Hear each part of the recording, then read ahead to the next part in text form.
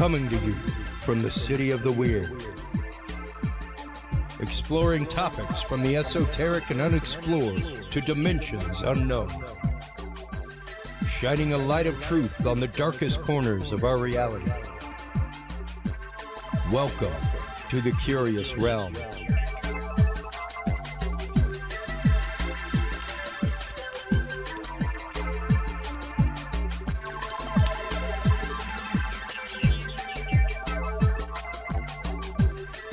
Well, hello everybody and happy Tuesday night. Hope everyone is doing well out there despite the madness in the world.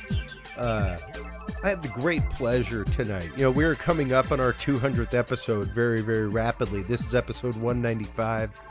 We have a few upcoming events that we will be on the road for, and that's the first part of this episode tonight. Is we'll be talking about one of those events and the events that progenerated what this event is about. And I'm very, very happy to have been invited to go to Washington, D.C. over 9/11 this year to the Turning the Tide 9/11 Justice Conference. There is going to be an amazing cadre of speakers, and one of the organizers and people behind this amazing event, everybody, is Mr. Richard Gage. Please welcome San Francisco Bay Area architect Richard Gage, AIA member of the American Institute of Architects and founder and former CEO of Architects and Engineers for 9/11 Truth.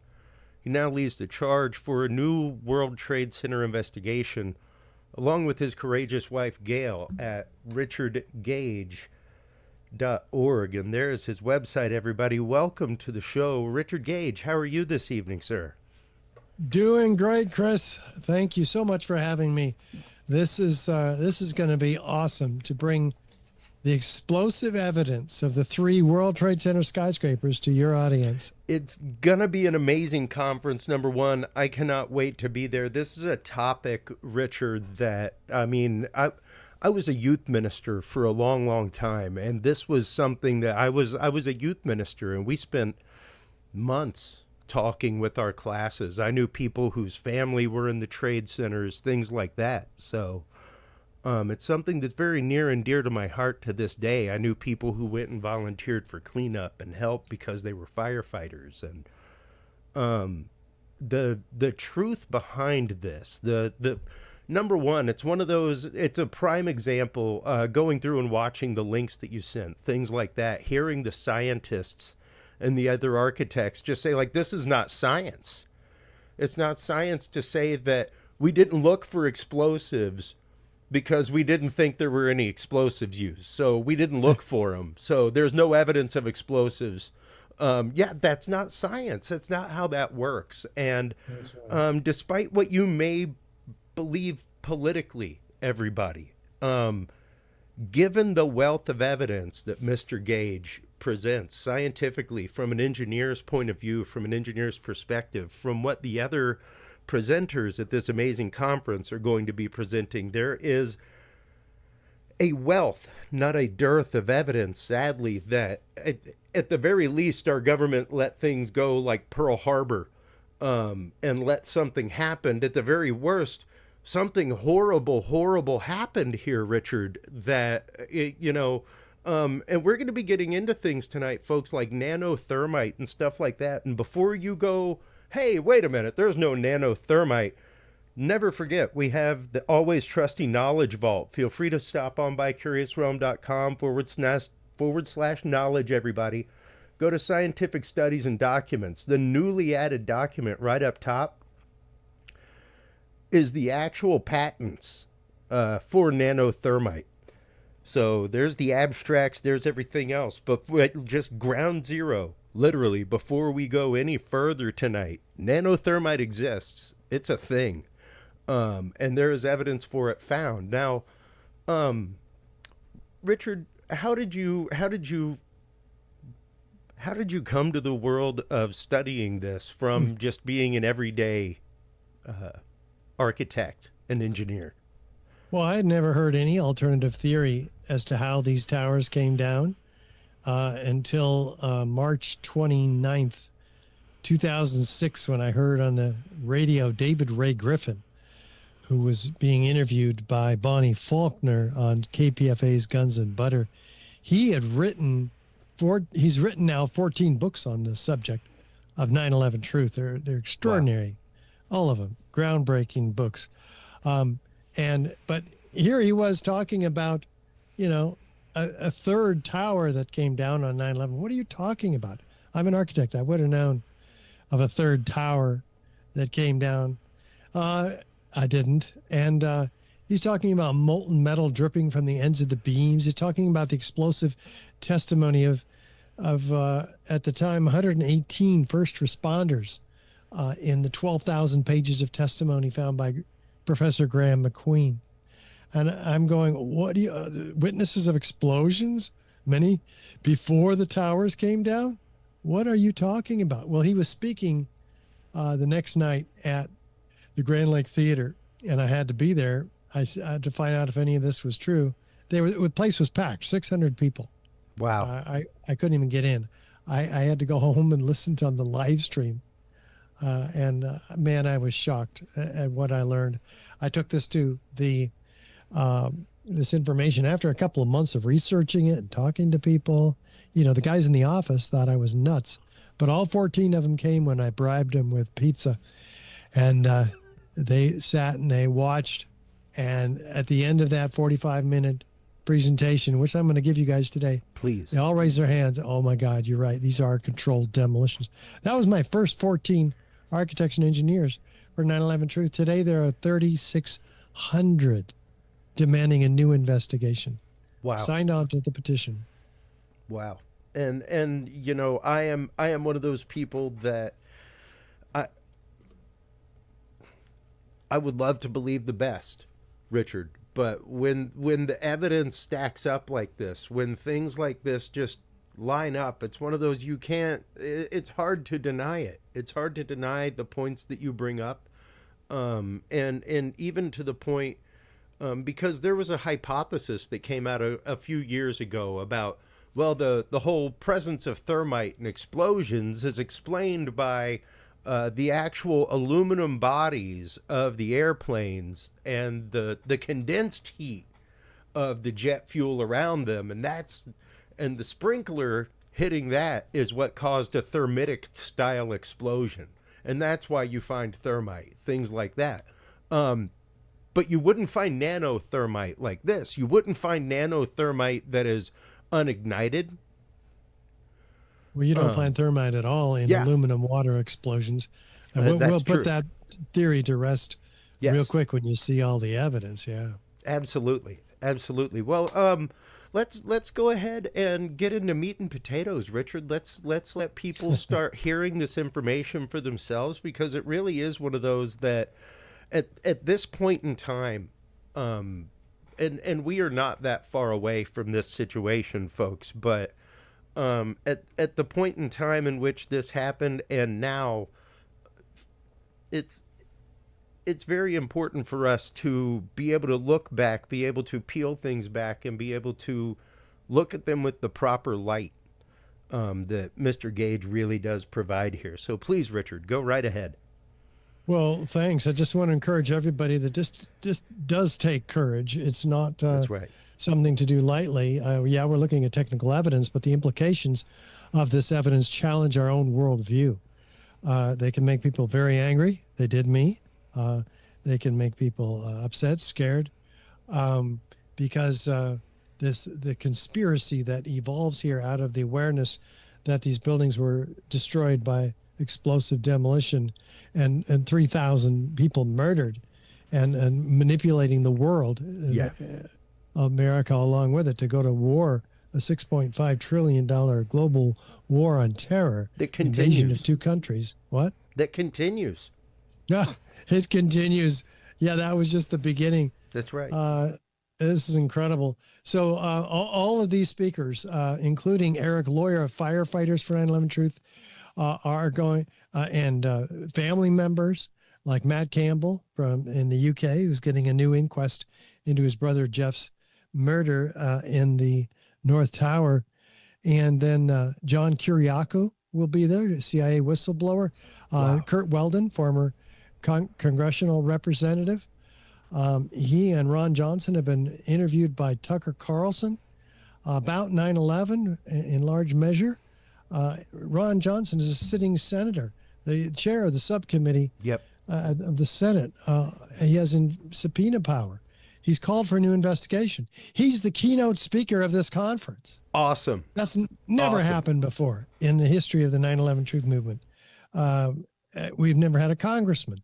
We've had a couple of former congressmen, including Dennis Kucinich, who's back talking about this. Tony Schaefer, whistleblower from Able Danger. Ted Walter and John Cole, a civil engineer who's answered the question, "Where did the towers go?" Asked by Judy Wood, where did the towers go? So John Cole answers that question, where the towers went, with his new video presentation refuting her thesis of directed energy weapons. Pierce Morgan and Dr. Aaron Good, that's just half of the speakers. Wow. I'll be giving the presentation in Washington, D.C. that you're going to see now. And I mentioned this third tower. We're going to start with that because people don't understand that this tower, most people don't even know anything about it. Architects and engineers. It's the third worst structural failure in modern history, and yet it's relatively unknown. So it should have been the most studied structural failure ever. Absolutely. It's about 47 stories north of the North Tower. And, it's the tallest building in most of our states, though it looks dwarfed here by the Twin Towers, which are the tallest buildings in the world. No plane hit this building. That's one of the reasons we're looking at it. It came down anyway. And it wasn't by the damage that hit it when the towers came down. You can see the red area here. That is damage that has been noted by NIST, and you can see it also in the photograph. And that was not a significant factor in the building's collapse, according to NIST, the National Institute of Standards and Technology, who was tasked by Congress to explain these collapses to the American people. Well, let's look at that collapse. Here is the building from the north side. The east penthouse is on the upper left. It comes down in an isolated event. Yep. And 6 seconds later, this happens overall to the building, straight down, uniformly, symmetrically into its own footprint. So we got to ask ourselves, wait a minute. Have I seen this before? Yeah, you've seen it before. The old hotels in Las Vegas. Yep. But let's listen to Shyam Sunder explain this. What we found was that uncontrolled building fires caused an extraordinary event. No audio. Thanks, Shyam. He says fires brought this building down. Well, fires, let's look at those fires. These are the worst fires that we have any video or photographic evidence of in the building. They're few, they're small, and they're scattered. And they're out. They're burned out on the floor of interest to NIST, where they say the collapse initiation began. Well, how could they be expanding these long span beams, pushing this girder off of its seat on this column, if they're burned out on that floor an hour before the building collapsed? They're supposed to be raging, as NIST claims in this computer simulation, at the time of the collapse, causing the thermal expansion that pushed that girder off of its seat. That's their whole collapse initiation theory. So they've got huge problems of credibility right off the bat. Not to mention that no steel frame, fire protected structure has ever collapsed in history due to fires. It has never happened, not before 9/11 or after 9/11. Well, what has brought down these buildings? We mentioned controlled demolition. Let's look. On the left, a series of known controlled demolitions. Building 7 on the right. Is there any similarity? Is there enough similarity to warrant an investigation into the possible use of explosives? Especially since this fire, the official cause of this building's collapse, has never in history brought down a steel frame fire-protected structure ever. It should have been the first, if not the only, serious hypothesis examined by NIST, and yet it was relegated to a set of very frequently asked questions on their website about 10 years later. So we have to ask ourselves then, is there any features of controlled demolition? Beginning with, is there a sudden onset of destruction? Let's listen to Dan Rather. And what you're seeing are high shots. Oops. Now, We have audio on our end. Oh, you do? Yes, I do, sir. Oh, I'm glad you told me that. Let me listen to Dan Rather. and what you're seeing are high shots. Now, here we're going to show you a videotape of the collapse itself. Describe that. Now we go to videotape the collapse of this building.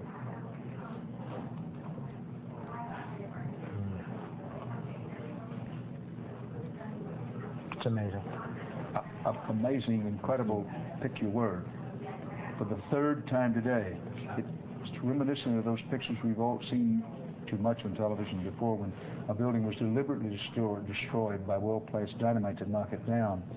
What was that, Dan? Destroyed by well-placed dynamite to knock it down deliberately?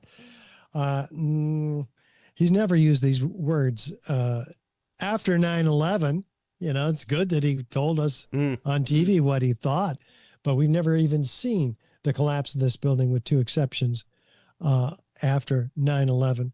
Is there a straight down symmetrical collapse it's as if they wanted to just make this go away. Do we have a straight down? Yeah, let's look from West Street. Pretty straight down, pretty symmetrical. Yeah. How do you do that? You have to take out all the core columns, followed about a second later by the perimeter columns. Any deviation in that pattern, the building will begin to tip over. You don't want that to happen. Did these fires have that level of precision? Unlikely. Really, really, like 1,000,000,000 to 1, unlikely. Those charges don't go off. You can get major problems like this in a intended controlled demolition, or this, where it goes down halfway and it begins to just stop. And somebody has to go back in that building and set those charges off. Not going to be me. Now, did these fires have the capability to bring this building straight down? No. If you don't get it just right, and the building is damaged on one side, like NIST claims, in the northeast corner, the building will begin to tip over. See, that's the whole point here. Column 79 was taken out by a series of heat-induced structural thermal expansion, causing floor 13 to fall on 12 and 12 on 11 and so on. And then the column breaks, and then that instability travels all the way up to the roof and then over across this football field length building in a matter of seconds. It's just so ludicrous what they're suggesting here, especially when you look at how fast it came down. David Chandler, a physics teacher, clocks it at free fall. Now, wait a minute. What does that mean? That's as fast as a bowling ball falling out of the sky. The bowling ball has no resistance under it. This building had 40,000 tons of structural steel resistance. It's not going to just disappear so the building can fall as fast as a bowling ball, which NIST admitted in their final report 7 years after 9/11, when they finally finished it, and everybody who knew anything about it forgot about it. Well, what does that mean? If the building came down that fast, that means that not one of these 82 columns gave any resistance to this building's collapse on several floors. Not one. Well, where did they go?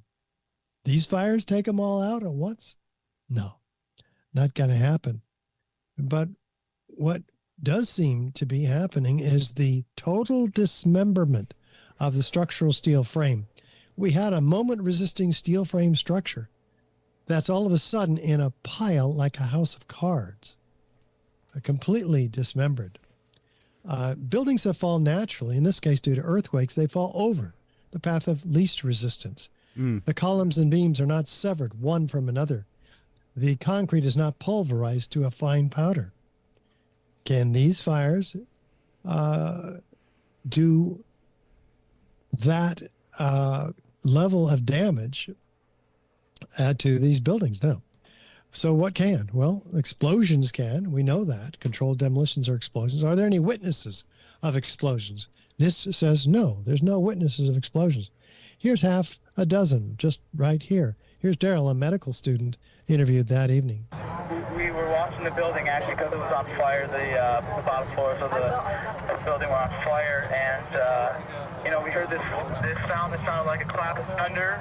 Turned around, we were shocked to see that the building was, it looked like there was a shock wave ripping through the building, and the windows all busted out, and it was horrifying. And then about a second later, the bottom floor caves out, and the building followed after that. Yeah. We got a sound of a clap of thunder, a shock wave ripping through the building, the windows busting out, and then the building coming down. Interesting. Kevin McPadden, former Air Force medic, what does he say? You heard explosions, like boom. It's like a distinct sound. It's not like when in compression, like boom, boom, boom, boom, boom, like floors that were dropping and collapsing. This was boom, and like you felt a rumble in the ground, like almost like you wanted to grab onto something. That, to me, I knew that was an explosion. There was no doubt in my mind. Okay, that's very helpful. How about I was standing like How about Bill Rosati? What did he see? I was standing like 2 blocks away, and all of a sudden I just seen a big flash, and then I seen the building coming down, and I just seen people just running everywhere. A huge flash of light. Interesting. We're going to see if there are other witnesses of explosions locally here within 2 blocks of Building 7 in the late morning of 9/11, after the towers came down. Yeah, here's one of the guys. He can tell you I'm okay. All right. Here, hold on. You want to call your mother or something? Interesting. NIST says no witnesses of explosions. They claim to have interviewed 116 first responders. They missed all of these. Yeah. And what about the experts? Here's Kamal Obeid in Berkeley, one of 36 structural engineers signed on to the petition demanding a new investigation. A localized failure in a steel frame building like World Trade Center 7 cannot cause a catastrophic collapse like a house of cards without a simultaneous and patterned loss of several of its columns at key locations within the building. Does that sound like something the fires are going to do? Yeah. Well, this got the attention of one of the top forensic structural engineers in the country, Professor Leroy Hulsey, who examined it. He says, God, we got to find out how these came down. After all, there are plenty of other similarly designed. That's right. High rises. Yeah, they could all come down. Yeah. And yet, by the way, none of the codes were changed for structural steel after 9/11. Nothing that could prevent a fire-induced thermal expansion causing the collapse of a steel frame building.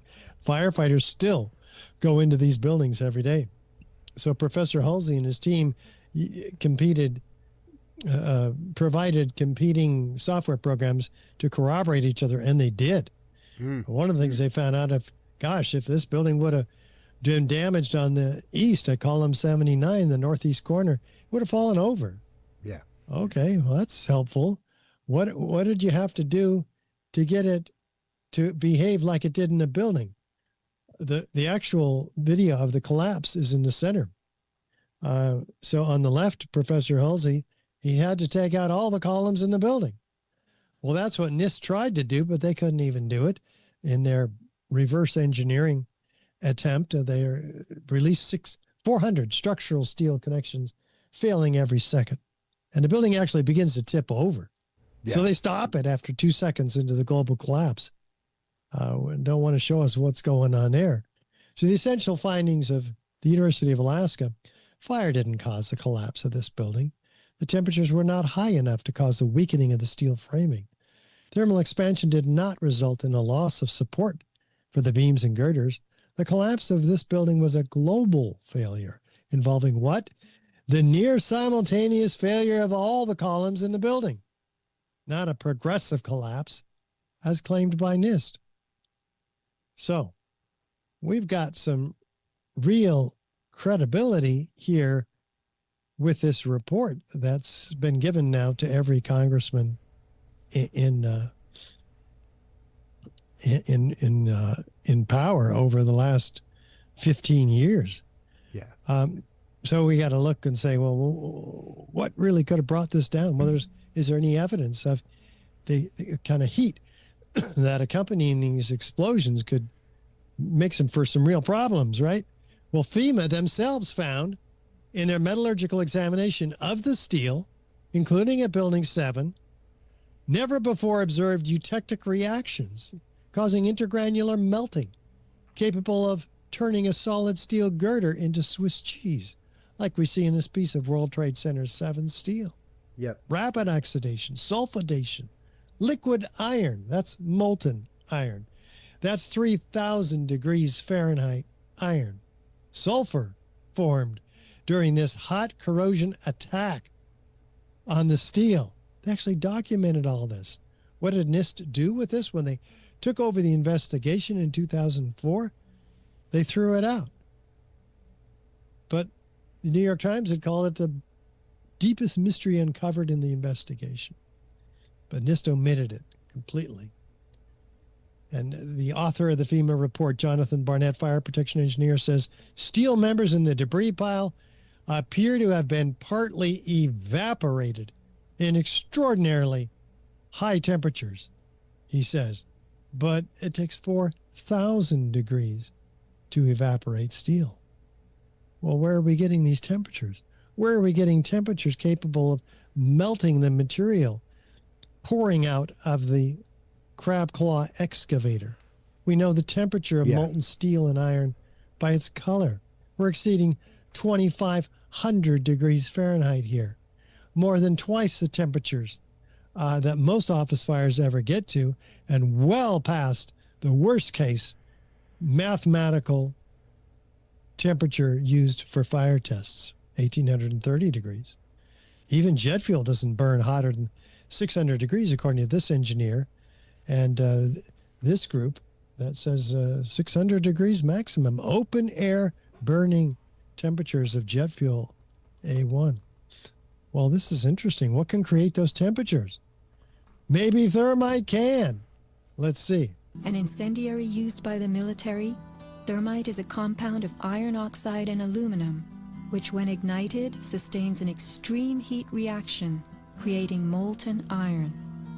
In just 2 seconds, thermite can reach temperatures over 4,500 degrees Fahrenheit, quite enough to liquefy steel. We know that open-air fires cannot burn hot enough to melt steel, but metal had melted at the base of the towers. Appendix C of the FEMA report describes sulfur residues on the World Trade Center steel. The New York Times called this the deepest mystery of all. Sulfur slightly lowers the melting point of iron, and iron oxide and iron sulfide had formed on the surface of the structural steel. Sulfur used with thermite is called thermate, producing even faster results. Well, maybe we're getting somewhere here, because if thermite were used, it would explain the presence of 4,000 degree temperatures Fahrenheit. Yeah. It would explain the presence of sulfur. Sulfur's added to thermite to become thermate. It would also explain the next feature that we have of extreme heat evidence, and that is molten iron microspheres in all of this World Trade Center dust. Evidence of ignited incendiaries, all of that was. That applies also to the Twin Towers, by the way. And so does this. Evidence of ignited incendiaries in the dust. Well, the U.S. Geological Survey does studies of that dust. What do they find? Billions of previously molten iron microspheres about the diameter of a human hair, previously molten, indicating 3,000 degrees Fahrenheit. Iron, we haven't used iron in our skyscrapers for 100 years. Yeah. Where does the iron come from? And why are they spherical? Well, that's just what aerosolized liquids do when they're aerosolized under explosive conditions, especially. The surface tension forms them into spheres. The EPA says this is a signature component of the World Trade Center dust. We don't know where they came from, but they're not. It's not even World Trade Center dust unless it has all these previously molten iron microspheres in it. Wow. Up to 6% of many of these samples are just that, and amounting to about 4 tons altogether. This is incredible evidence that's completely unexplained in the official narrative. But RJ Lee Group, an environmental consulting firm, says they're formed during the event, not before, by the iron workers putting the building together, not afterward, by the iron workers taking the building apart, but during the 9/11 event. Well, this is darn interesting from this detailed study from this environmental consulting engineer. How do we find out where they come from? We could do an experiment. Experiment is the arbiter of competing hypotheses. Let's do one. Let's burn some thermite.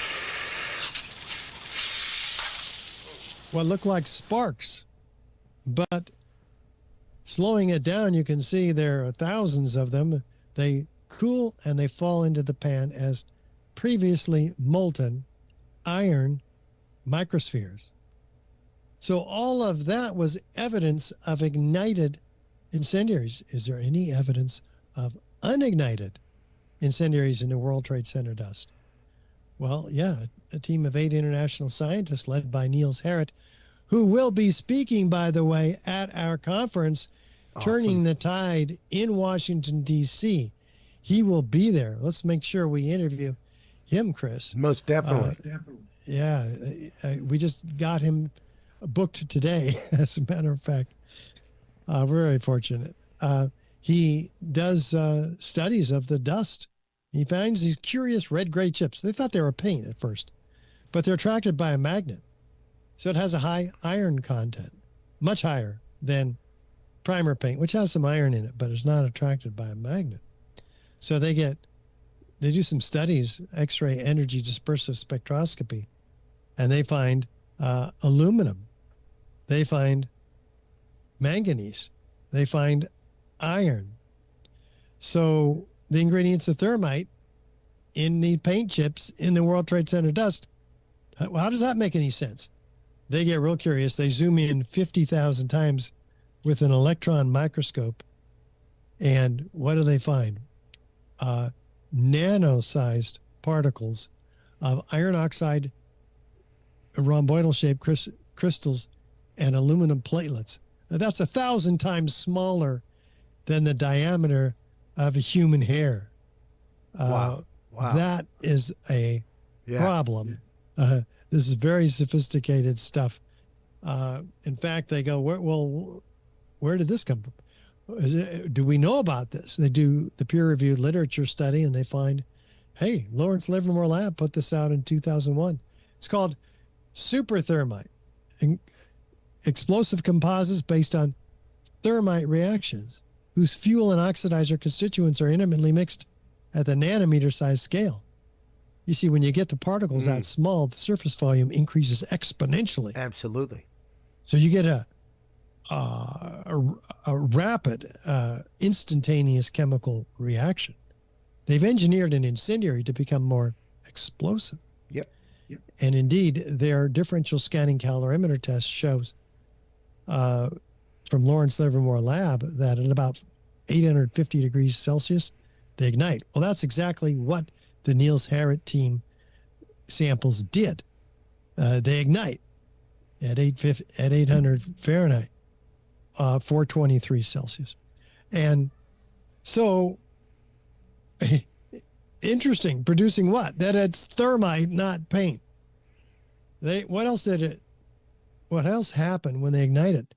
They produce molten iron microspheres with the same chemical signature as the molten iron microspheres found and documented by the U.S. Geological Survey and R.J. Lee in all the World Trade Center dust. So we know exactly where those previously molten iron microspheres came from. They came from these red-gray chips, as if we didn't know. They're found attached to partially ignited red-gray chips, as you see here and here. This is very sophisticated material, not made in a cave in Afghanistan. Yeah. This is made only in the most advanced defense contracting laboratories.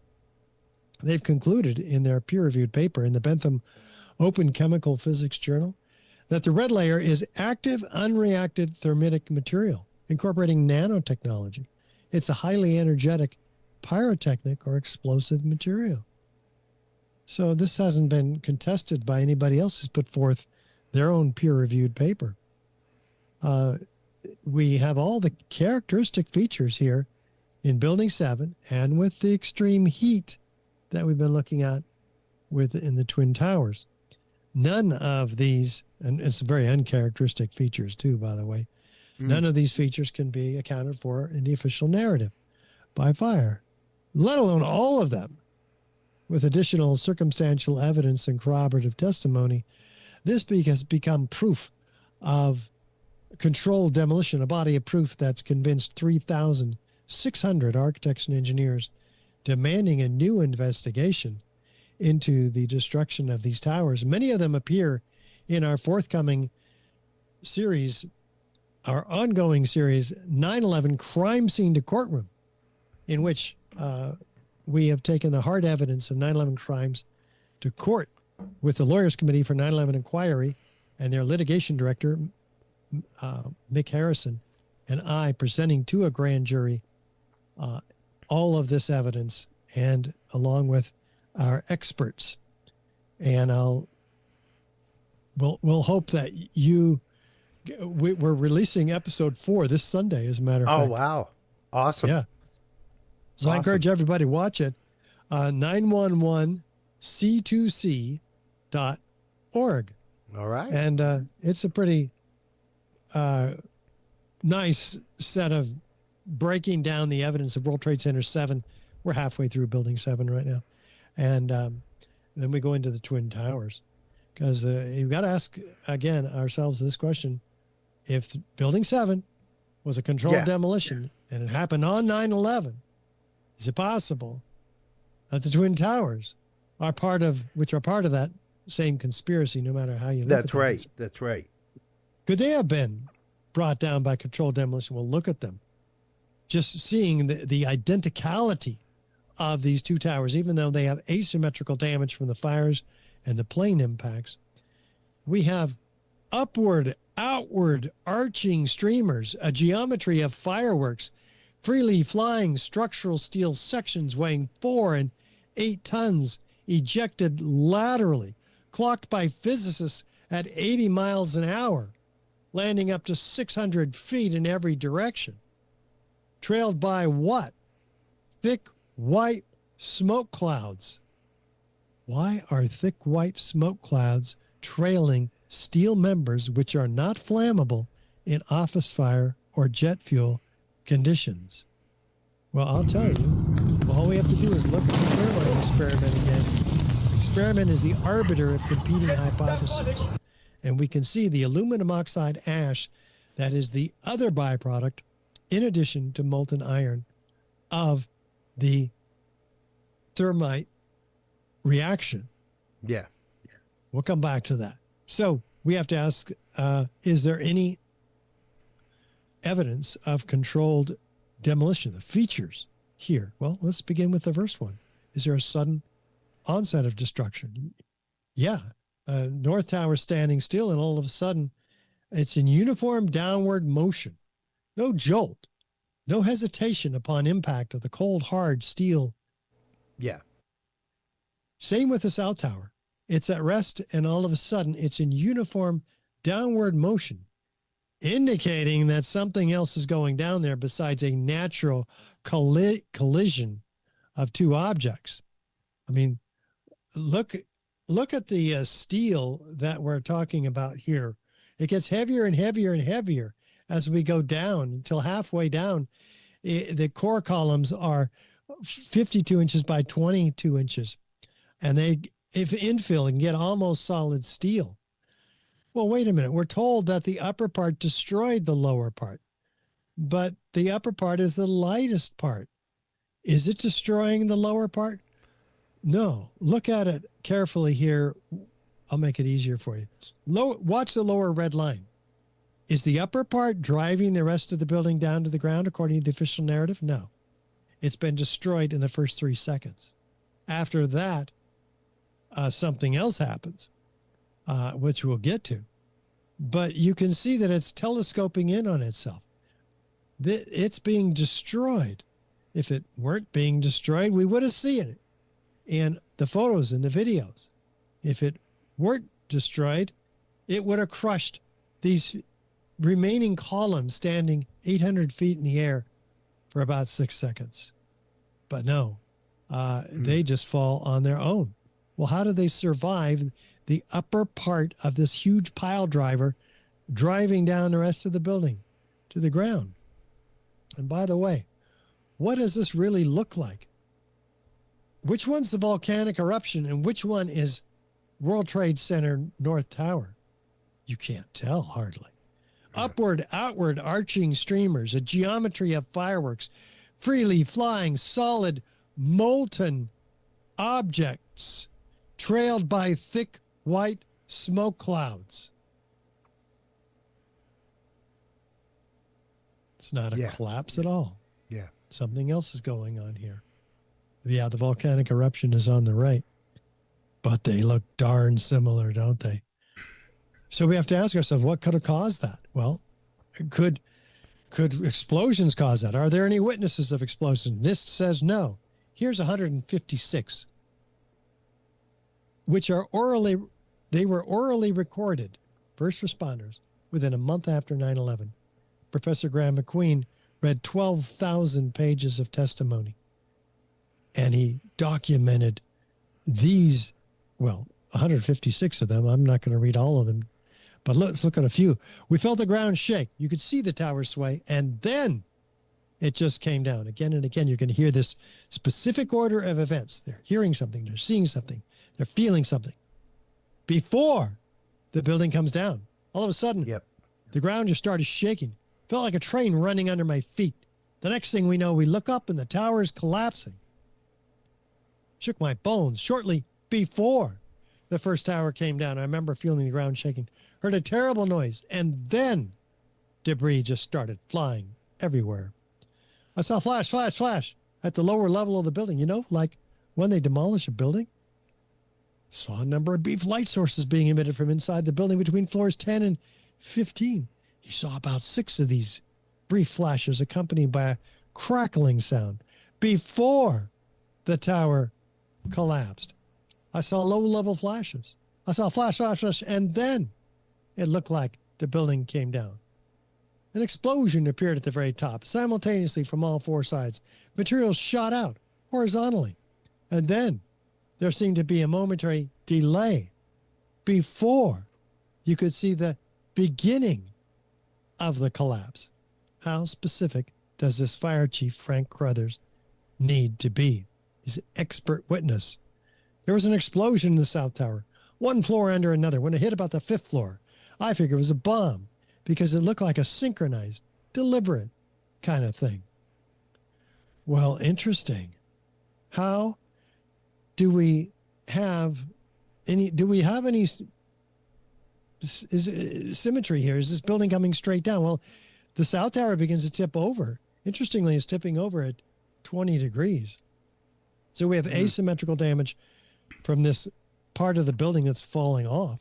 We have asymmetrical damage from the planes, asymmetrical damage from the building, the fires. How in the world, then, do we get complete symmetrical damage? Just like those firefighters described, like a belt wrapping all the way around the building. how does it it makes no sense. And let's zoom in on the leading corner of those explosions, and we can see very clearly that they are individual explosions. They must have been pre-placed in this looped video with about a dozen explosions. We can easily see them. And this is not a nuclear weapon going off. These are small explosions, thousands of them. And here, a dozen of them. And this is not directed energy weapon weakening the steel that would cause an asymmetrical collapse in the building. You know, if that could happen, wouldn't come straight down either. So do we have any isolated explosive ejections? Feature number 4. Well, yeah, we have them as far down as 40 stories below the collapse, 60 stories below the collapse. There's no accounting for these isolated explosive ejections called squibs in the official narrative, 60 stories down below. So 20 stories, 40 stories, and 60 stories down below. And here on the left side of the South Tower, as it begins to lean right, we can see a dozen of these isolated explosive ejections simultaneously occurring, destroying the structural integrity of this upper section. How fast is the building coming down? Well, once again, David Chandler, physics teacher, and others have clocked it, in this case, at 64% of the acceleration of gravity. That's 2/3 of free fall. Yeah. That means 90% of the structure underneath the falling portion of the building has given way. It has been removed. It's not being crushed. If any of these columns were providing any resistance, like in Building 7, they would have slowed this building down. Yep. And yet, it's not slowing down. It's not decelerating. It's accelerating. Faster and faster each second. The definition of acceleration through what? Through 90,000 tons of structural steel, which is 3 to 5 times stronger than it needed to be to support that building. We have 47 massive core columns. We looked at those already. 240 massive perimeter columns, 14-inch square steel tube columns marching all the way around the building. We're going to find out what happens now. What happened to those square steel tube exterior perimeter structural steel sections? For they have impaled themselves into skyscrapers all the way around the Twin Towers, destroying the Winter Garden 600 feet away, destroying the Deutsche Bank building this far away. These sections are mammoth, 37.5 feet long, 14-inch square columns tied together in threes by 3-spanner panels. Mm-hmm. All the plane had to do was punch in this perimeter section. It didn't slice the steel. It punched it in, shearing the 4 bolts that you see the holes of at the end there. So there's nothing magic about a plane going 500 miles an hour that can't shear bolts like this. So we have the lateral ejection of this steel. They're freely flying structural steel sections weighing 4 and 8 tons, including this one. Whoa, back 2, forward 2, back 2. That's horizontal. How does gravity work again, Chris? Yeah. Down. So what's going on here? Out. Forcefully ejected. What? Forcefully ejected is the only way to put that. And to land 600 feet away, and wait a minute, trailed by what? Thick white smoke clouds. Is steel flammable in office fire or jet fuel conditions? No. It can get a little warm. It doesn't even get hot enough to soften, much less light on fire like a piece of wood. No, not going to happen. There's enough energy here to hurl a 200-pound cannonball 3 miles. So those thick white smoke clouds are aluminum oxide ash. Once again, the other byproduct of thermite in addition to molten iron. We have a 1,200-foot diameter, but of debris around each of the towers, actually 1,400 feet, which raises the question, a very important question. If 100,000 tons of steel framing is distributed outside the footprint of the towers, what's crushing the building? What's the mass that's crushing the building? It's not the steel. Most all of the steel, as you can see by looking at what's left at the bottom of the pile, hardly anything. It's not the steel that's crushing the building. Maybe it was the concrete, because we're looking for about 110 floors, each an acre in size. 4-inch thick, 8-inch thick concrete floors poured on metal decking supported by lightweight steel trusses. We're looking for 110 acre-size assemblies here. We don't find 50. We don't find 20. We don't find 10. We don't find 1 acre size or half acre, quarter acre, eighth acre, or 16th acre of floor. Now, in a real pancake, pancaking collapse, we have pancakes like in the Bangkok as a result of the Myanmar earthquake. This was only a 33-story building, and yet it's 20 stories tall. You can tell by the size of the people in the lower right. How do we compare that at all then to what happened at the towers? We're looking for 90,000 tons of concrete here. Where did it go? Oh, there it is. The concrete is pulverized to powder in the first several seconds even. That's where the concrete floors are. They're not stacked up on the bottom. How do you get concrete to powderize?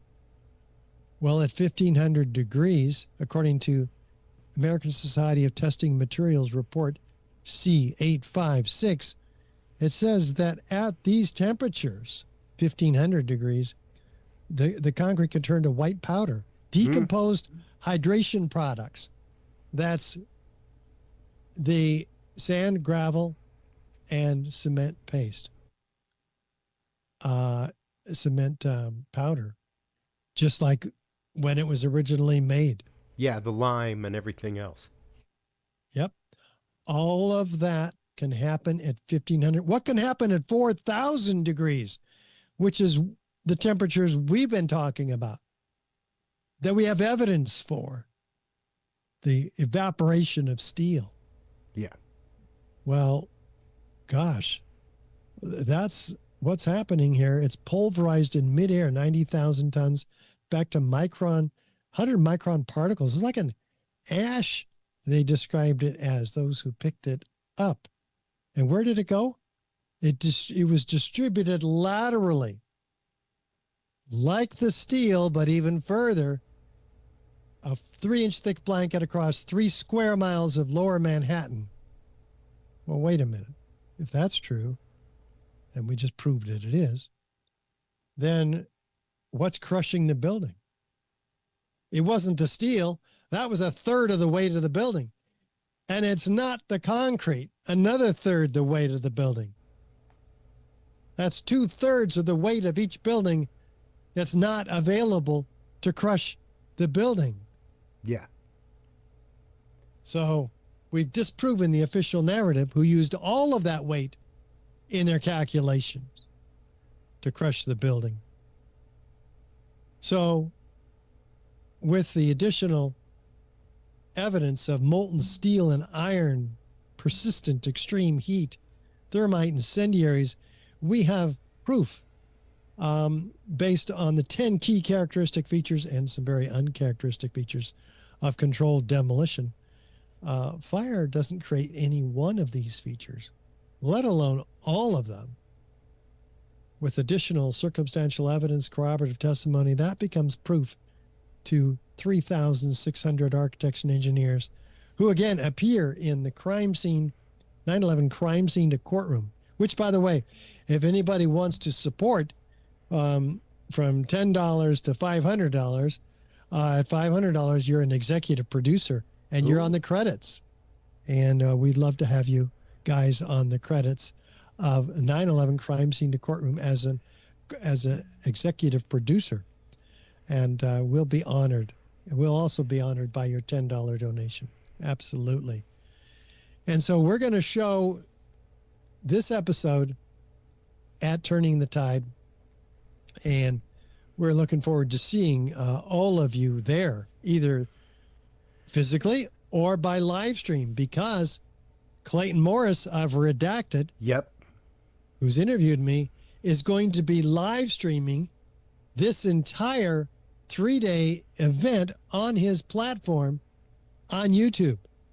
And we expect Tucker to come on as well, who's making a documentary, because we'll have millions of views for his documentary too.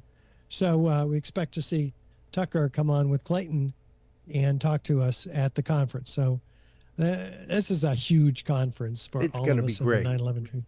It's going to be absolutely awesome. I can't wait for it, Richard. And, you know, a couple things, while you were talking, I was perusing through the nanothermite and just the idea of it being able to be groomed specifically for different results with different compounds is fascinating. And the idea, once again, that this compound exists, this compound is regularly used for other things, for other products, is fascinating to look into. And when you start considering the fact of, yes, there was steel thrown far beyond the point of free fall, or even catastrophic fall. And if both of those buildings fell because of fire, and because of metal fatigue from fire, if WTC 7 fell because of metal fatigue from fire, Richard, as an engineer and as an architect of steel frame buildings, don't you think that we would have a totally different set of rules and laws when it comes to the regulations of building a steel frame building? Were any of those ever changed after 9/11? Are there new regulations because of that? Yeah, NIST made some recommendations that were incorporated. However, their structural changes that they recommended, which are the only changes that could keep that might have kept a building from falling at free fall, were not adopted by the International Building Code. And the International Conference of Building Officials knows that their buildings are safe. They don't want more codes. They don't believe the official reports that say this building came down by thermal expansion. It's like that they know this. They do not want to deal with it. Firefighters know this. They continue to march into buildings that have far worse fires than Building 7 ever did, without fear that the building is going to come down on top of them, or the public that they ask to stay in place while they're fighting the fire, because they don't want to have to fight the public going up into the building, coming out of the building while they're going up to fight the fire. It's a huge problem in high rises. Yeah. And you know, once again, you'd think that there would be sweeping, massive changes, things like that, and that wasn't necessarily the case. You know, it was not the case at all. And you marry all those things. The real question, and you know, honestly, not even a question for an engineer, Richard, because it's at least not the motivation of why. You know, the reasoning and the physics of why things happen and why they are explained the way they're explained and why they're explained the way they're explained isn't actual science, utterly the realm of an engineer. and a scientist. But when it comes to motivation, what do you personally think the motivation of this was, Richard? And this goes beyond anything architecturally. This goes beyond anything AIA. I mean, Richard Gage here. Speaking as yourself, what do you think the motivation of this was? We have to look at at what happened after 9/11. It's quite easy to see who benefited financially. By the way, there's a 1-hour presentation on that subject alone by James Corbett, which is excellent. And he stresses that it's called 9/11 trillions. Follow the money. So there were bond heists, there were gold heists. This is a multi-layered, very complex operation involving financial transactions that are off the charts, including put options where millions were made betting that the value of the airliners would go down the next day, and they would lose all that money if they were wrong. So the 9/11 Commission, by the way, looked at that and they said, oh, well, this is not in insider trading because Al-Qaeda wasn't involved. Well, who was involved? Turns out to have been Deutsche Bank and others, former CIA leaders. But you also have to look at, the incredible geostrategic influences in the Middle East, where Project for a New American Century neoconservatives were brought into the Bush administration with this policy in tow that they had developed in the years before 9/11, stating publicly on their website that they wanted regional hegemony in the Middle East, a vast increase in the military budget. But absent a catalyzing and catastrophic event like a new Pearl Harbor, these goals will likely take a long, long time. Yeah.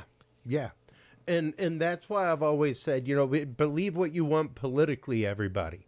Even if this vast amount of data does not stack up to evidence for you, and I could understand that, that doesn't mean that they didn't know something was amiss, that they didn't know something was awry, and that they didn't let it happen. In that true never let a good crisis go to waste mentality, Yes. in the idea of, well, this is happening, it's coming. And we'd had attacks on the World Trade Centers before. Like, I was in high school when the first one happened, just before Waco and everything else, so it was one of those, like, it's strange. And when you start looking at the complacency, the rapidity with which things, that you'd think if we had a major forensic investigation going on with the destruction of three buildings, two of them by airliners going into them, that we'd have called a halt to moving debris a whole lot faster. Yeah. That a whole lot more debris would have been checked out on site, things like that, without it just being hauled off as rapidly It was as shipped possible. to China for recycling before investigators could get their hands on it and do a proper forensic investigation. This is the illegal destruction of evidence in a crime scene. Yeah, and this is why there's a Lawyers for 9/11 Truth group, because there's tons of things like that are just glaring mishandling of evidence. That, hey, like, if that was a murder case, that dude would be set free. He would be walking the streets today. And if this is a murder case, the fact is, those murderers are walking the streets today, Richard. The people that were complicit with knowledge and did nothing are walking the streets today. And it is something that, wherever you stand politically, justice is not a political thing. Capital J justice is not political. It's not a red, blue, infrared, ultraviolet situation. It is the whitest, most pure of lights out there. And that's the beauty of what you're doing. The things that you are quite literally putting yourself, your career, the letters behind your name, and the others that are doing the same, both as lawyers and engineers and scientists, to bring this truth to light, to bring these points of data to light that, yes, point and stack up to evidence. And I regularly on this show, we don't go down a lot of conspiratorial rabbit holes, Richard, on this show. Our job is to demystify and unmuddy the waters. It's to filter the water and show you what polluted the water and what the water is, you know, and quite literally, this is one of those that has polluted the waters of our country for a long, long time. The misinformation and even the misunderstandings of information that people have. This is one of those situations where no, there is enough data that it stacks up to evidence. And I always say that data and evidence are different. Evidence is what you use to keep you out of prison or to put somebody in prison, and never let it be less than that, you know. And there is enough data inside of what you've presented tonight, inside of the presentations by other people at this amazing conference that is coming up. Once again, everybody, feel free to stop on by Eventbrite and get your tickets to the Turning the Tide 9/11 Justice in 2025 conference. It's going to be amazing. Richard, thank you so much for your time tonight. I cannot thank you enough. I can't thank you enough for everything that you do for the families, the victims, for everybody. Before we let you go ahead. You're so welcome. I just want to refer people to the website. You can get tickets here. Richard Gage. Yep. 911.org. Absolutely. There it is. So, Richard, again, thank you so much for your time tonight. I can't wait to meet you in person at the conference. It's going to be amazing. We'll definitely talk about the coverage, everything else here in the next day or so. I'll be sending you links. So take care. You have yourself a great evening, and we'll be in touch very soon. Definitely, Chris. Thanks so much. Absolutely.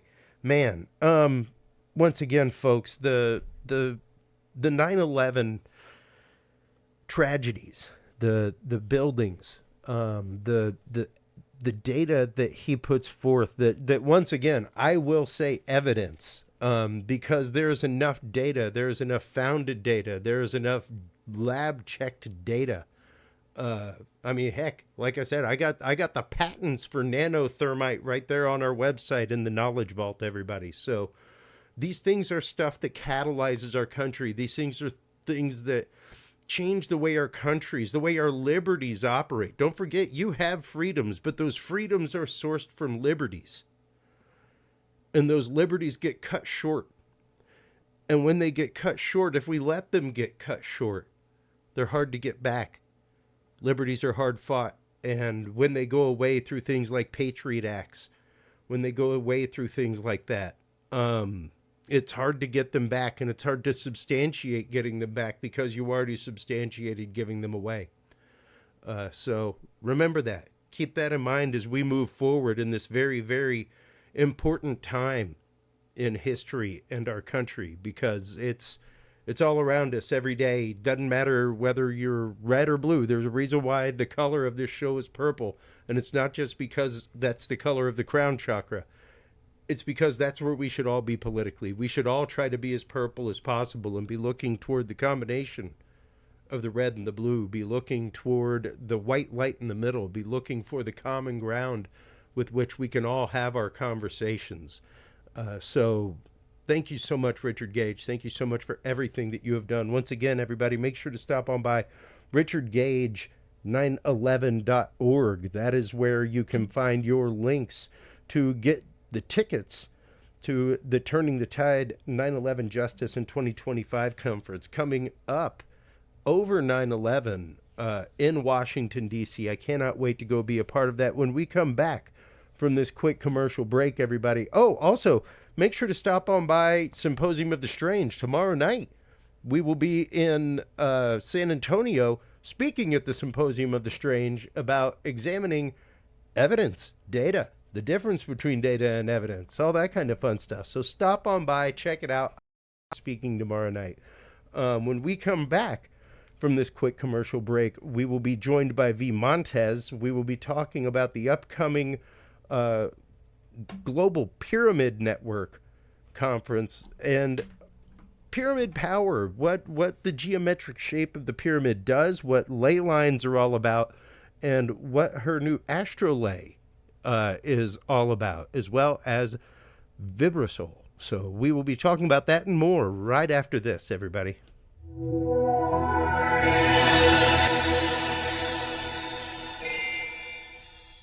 The key to good science is good research. At the heart of good research is a good data set.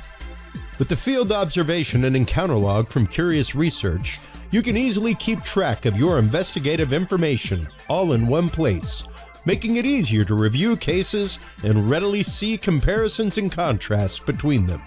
Whether out in the woods squatching, in a back room gathering EVPs, or using high-tech gear to track UFO, UAP activity, this easy-to-carry, pocket-sized scientific data log is the perfect companion for any field researcher. You can find your copy of the Curious Research Field Observation and Encounter Log at Amazon.com or visit the official Curious Realm store at curiousrealm.com/store to reserve your copy for yourself, your family, or a mind that you want to open. That website again is curiousrealm.com/store.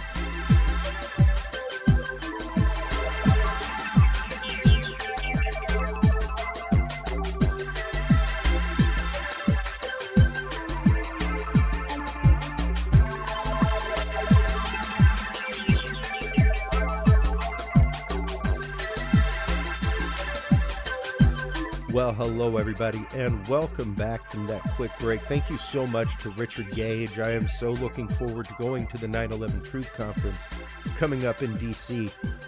Also, thank you so much to our sponsors, especially True Hemp Science. If you are a user of CBD products like I am, stop on by TrueHempScience.com.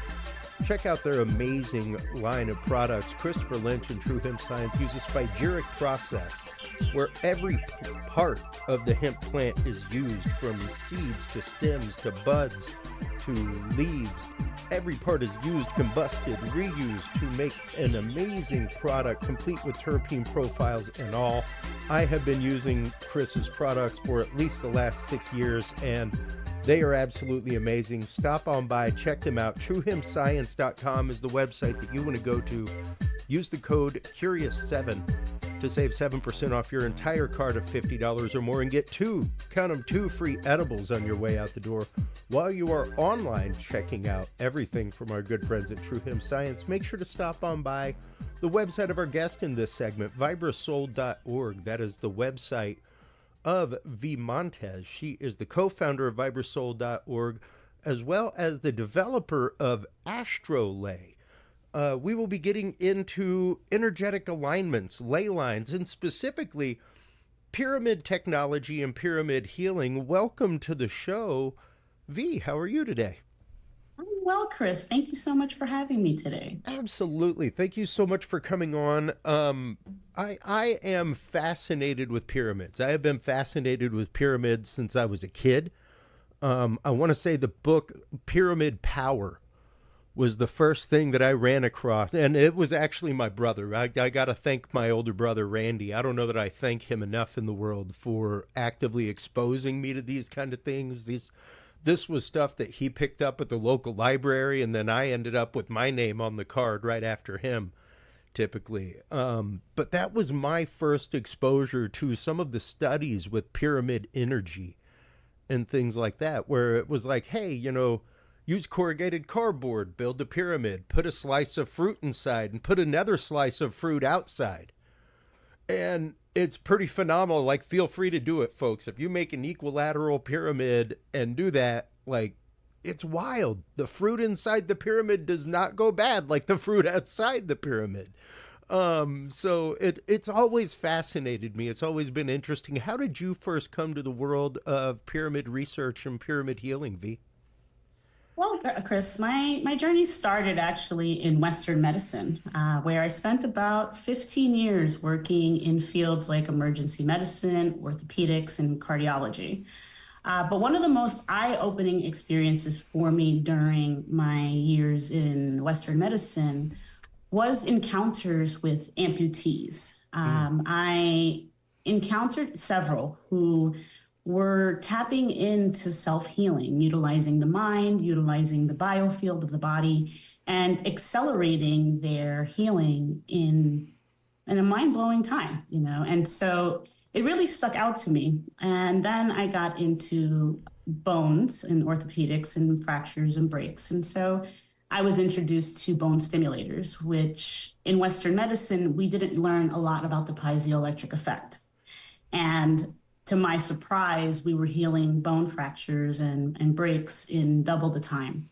And I found it to be so fascinating that it really led me down this rabbit hole of wanting to know more. I noticed that with all this accelerating self-healing, that there was definitely more going on out there in our bodies and definitely in the world. And so that's how I started to migrate from Western energy over to the holistic world, let's say. And when I worked in cardiology, I noticed that the heart had an enormous magnetic field.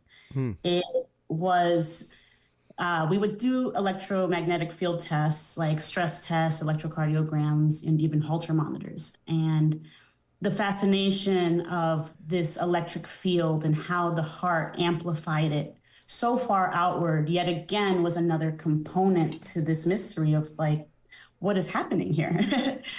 And it all collectively came together when I had a journey to Machu Picchu.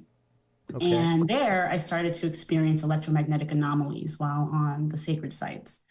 And coming in contact with these megalithic structures and other pyramidal structures around the world, I started to realize that there was a relationship between the biofield and our bodies, or our biofield of our bodies, and these highly electromagnetic structures.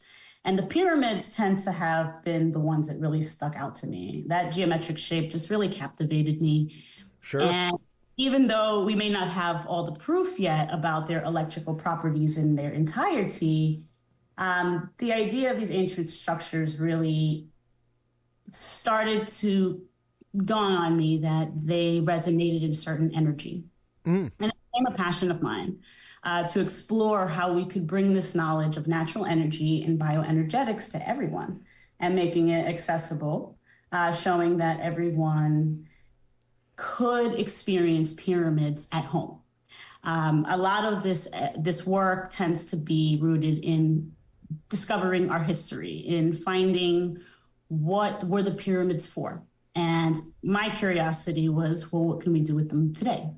Sure. And so I started to integrate bioenergetics with pyramid energy. Over the last 6 to 7 years, I have run countless research projects on how pyramids affect the human body, how it affected the brain waves in the body, how it accelerated recovery levels, just like I saw back in orthopedics, like the bone stimulator, and how it created a resonating amplifier in locations in which we place them.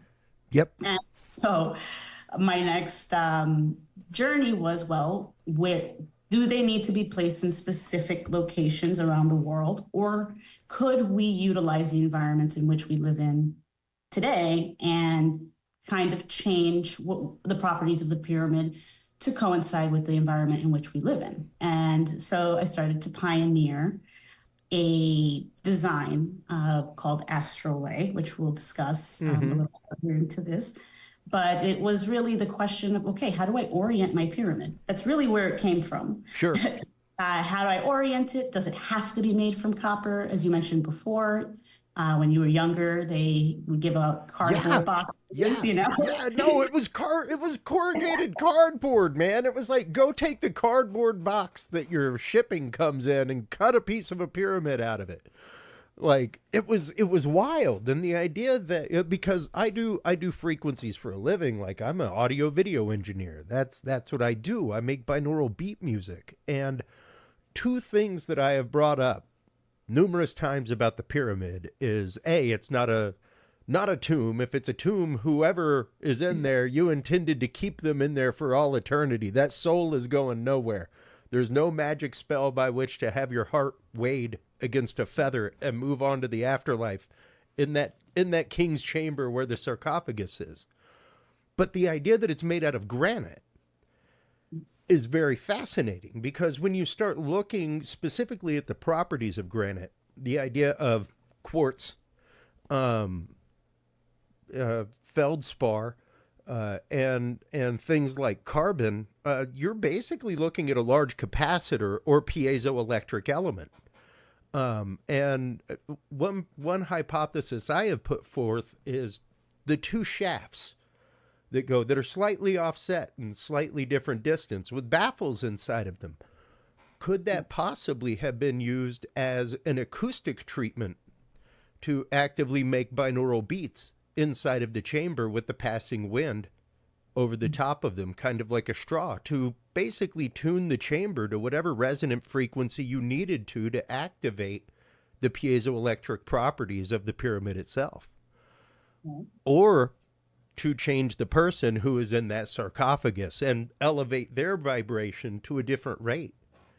You know, so the idea of using those two things, and piezoelectrics are really interesting. Like a lot of, you were saying when you learned about piezoelectric bone growth, like a lot of people are not aware of that technology, or even the fact that that is the technology that makes braces work. Right. Like, braces work because of the slight voltage that your saliva carries, and the different probes across your mouth allow it to settle in different areas, making bone grow thicker in one area and pushing your teeth over and straightening them. Like, it's pretty fascinating to think that that is a full-on piezoelectric process that they are using inside of your mouth to make the bone in your teeth grow in different ways.